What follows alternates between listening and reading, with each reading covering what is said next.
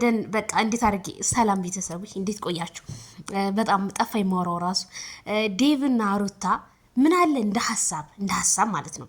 እናንተ አንድ የሆነ ግሩፕ ፈጥራችሁ በአንድ ብትንቀሳቀሱ ይሻላችሁ። አሁን እናንተ አብርሃም ታደሰ ሩታ ዴቭ ያለሽ ለምንድነው ልጅሽን ከልጅሽ ጋር እየመጣሽ ህዝቡም ስልሽት ብሎታል።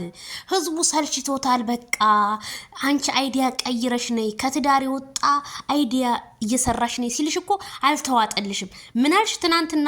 ያንን ቪዲዮ ለህዝብ ላሳይ የቻልኩት አልሽ። እንዴት እንመንሽ? ፍቅርናት የጻፈችልሽ ሲጀምር ሱ ቴክስት አላስቀመጠልሽ እኔ ያለች ወደ ሚዲያ ያመጣሁት ከይቀደምም ተስፋ ሰጥቶኝ ከካሜራ ጀርባ አለውሽ ብሎ ሰላሞኘኝ አሁን ደሞ እንትን እንደል ብዬ ነው ለህዝቡ ግልጽ ያደረኩት። አብርሃም በፍጹም ከካሜራ ጀርባ የሚሰራው ታሪክ የለም። ይሄ ሁሉ ነገር እየሰራ ያለው መቼም በካሜራ ፊት ለፊት ነው። ካሜራ ደቅናችሁ ነው። አንቺ ለምን አልቀረሽም? እንደዛ ሲያረግ ከካሜራ ጀርባ ሲመጣ ለምን አልቀረሽም? ሩታ አልቀረስኩት ለምን አልቀረሽም? አንድ ውሸት።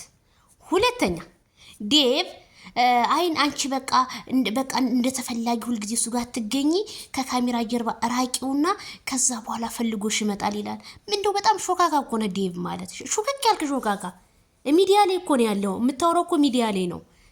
አንተ የሄርሜላ ህይወት አይመስልም? የሄርሜላ ህይወት ምስቅልቅል እንዲል ነው።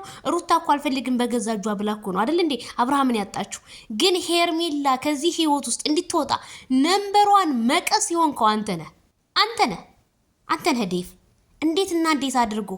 አረ በእናትህ እንዴ የሰው ልጅ እኮ የሆነ አይምሮ አለው እኮ ማሰቢያ እኮ አይምሮ አለው። ግን አንተ አብርሃም ታደሰ ወደ ሩታ እንዲመለስ አብርሃም እኮ ባንገቴ ላይ ስለት ቢገባ እኔ ሩታን ይቅርታ አላደርግላትም ነው ያለው። አላደርግላትም ብሏል። አንተ ግን የምትሄድበት አረማመድ ሁልጊዜ ሄርሜላ ጥላቻ እንዳለ ነው። ምክንያቱም አይ እንትን በቃ እንድትፈላጊና ፈልጋ እኮ ነው እየመጣች ያለችው አብርሃም ህይወት ውስጥ። ሩታ አልፈልግሽም ፈትቻታለሁ ስንት ያላት ልጅ እሷ ፈልጌዋለሁ እያለች እኮ 24 ሰዓት የምመጣናት። እስኪ ዛሬ ይሄን ብላለች። እስኪ ነገ ከልጇ ጋር ስትመጣ እናያት። እኛ እኮ ከልዑሌ ጋር ብትመጣ እኮ ላይክ፣ ሸር፣ ሰብስክራይብ ህዝቡ እኮ ያረጋታል። ግን ህዝቡ ሰልችቶታል።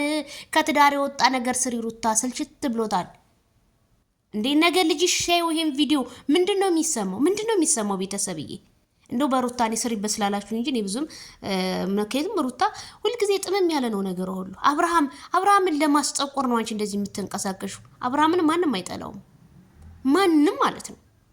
አብርሃምን ለማስጠላት ከካሜራ ጀርባ ይደውልኛል። አረሱ ወፍም የለናት። የጠላውን ሰው ማንሳት የማይፈልግ ጀግና የጋሽ ታደሰ ልጅ ነው አብርሃም ታደሰ ማለት። ይሄንን ነው ሩታ ሀብቴ።